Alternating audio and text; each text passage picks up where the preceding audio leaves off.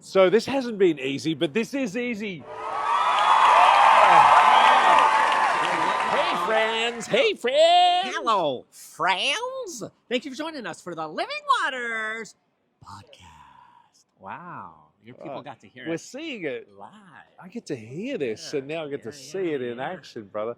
To what do I owe the privilege and pleasure to be able to get interviewed by Ben Born Again? That's what I want. Ben Born Again. Ben Born That Again. should be my middle name. Aussie legend. My middle name is Stephen, so I'm the first martyr. So that's all right. technically, God yeah. loves you and has a wonderful plan for your life.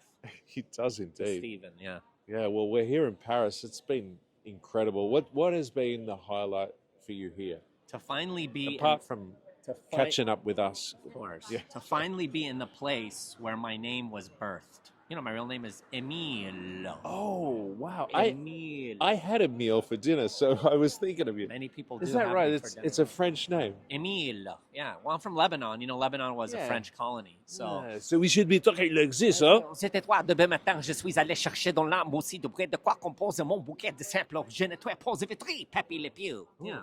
That's interesting. Yeah. You know, water is ooh. Ooh. You know what? That's so funny you said that. Seriously. Because I say that all the time. I'm like, no. ooh, we were in the ooh. restaurant, and I'm like, I was about to say agua.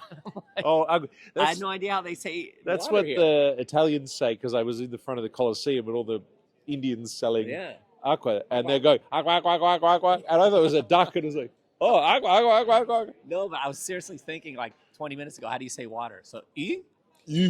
Oh. I mean, It's just like ew. Yeah. May I please? Please have some ew. Yeah. May I please have some? Like And that. they've got to do the face. You can tell a French person just by the. You don't even have to say anything, and you can always tell the non-tourists because they are the ones that don't indicate when they drive. You have to understand. It's all about the facial expressions. Yeah. So did we get to the highlight of the trip so far? I told you my name. Your name. Oh, that was. Are you forcing me to say something other than I want to say? I was waiting for like you've had an amazing encounter. No. No. No, you know. Here's what I would say. Honestly, the highlight. Can I say? I mean, I'm sure you'll say something along these lines, but the video you guys put together, because with the opening ceremony, and you guys did something like what the enemy meant for evil, you guys turned it around for good, and it was even better. Well, honestly, we were blown away with what happened with that. Yeah. You know, you leave your country, you travel all the way across the pond. We're excited about, you know, getting out in the streets, and then this thing happens. Yeah. It shouldn't surprise us, of course, but it always grieves us to see the Lord blasphemed. Yeah. And so on a whim, kind of just came together like, hey, why don't we go out and do this? And, you know, and a couple of our team members like, we should do this. And so we did it. And then, you know, Mark Spence's sons, Tandy and Ethan, jumped into the room. They gave up a soccer game that they paid. I think Mark paid $400,000 to $500,000 for each ticket for them. Oh yeah, Mark is independently unwealthy, but he somehow got his money somehow. Wow. But they gave up the soccer game, and they stayed in the room and just plugged away, did it, threw it up, and the thing got like 1.6 million views in like 20 hours or something. Wow. Yeah.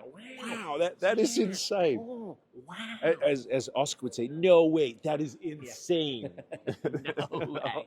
Yeah, so we're blown away because it has the gospel in it, of course. Yeah. It's hitting people with the truth. So we're just jazzed. We're jazzed about that. I mean, if that So was cool. the only reason the Lord brought us out to get, I mean, by now when people are watching this, it'll probably have several million views because again, within 20 hours, 1.6 million.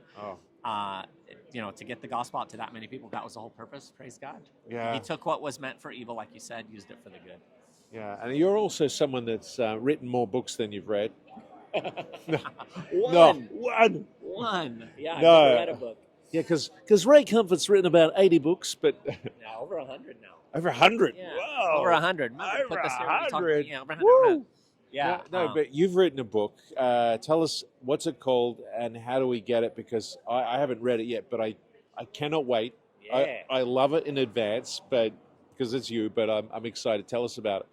Yeah, my first book, Ray's written over 100, believe it or not, and all of them are in a New Zealand accent.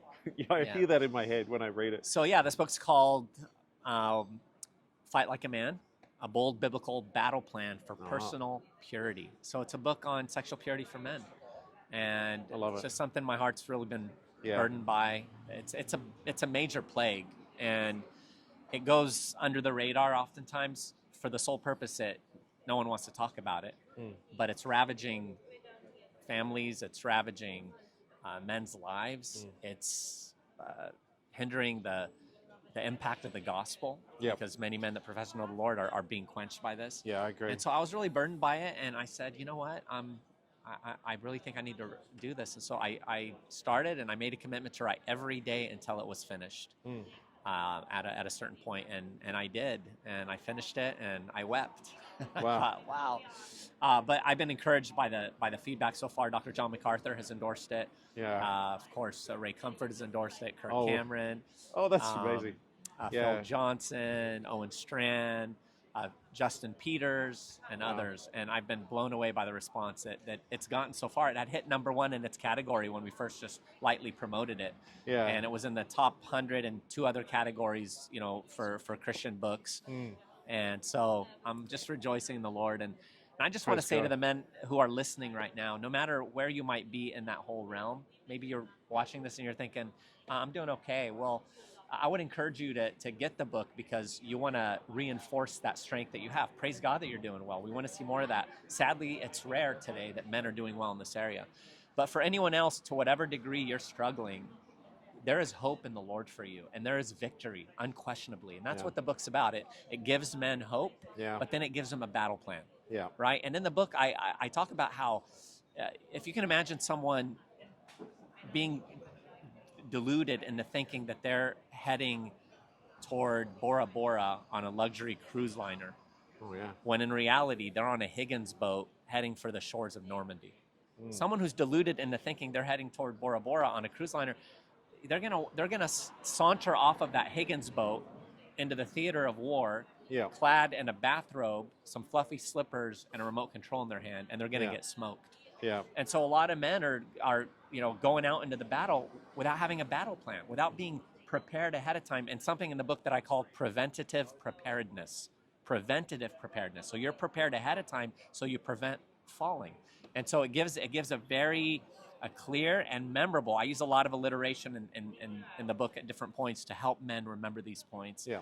And one of the main reasons why I wrote it is because there's a lot of books out there on the topic, but either they're explicit, and that stumbles men, or they're not biblically grounded, or they're not practical enough. So I wanted a book that was not explicit, that was biblically grounded, and that was very, very practical.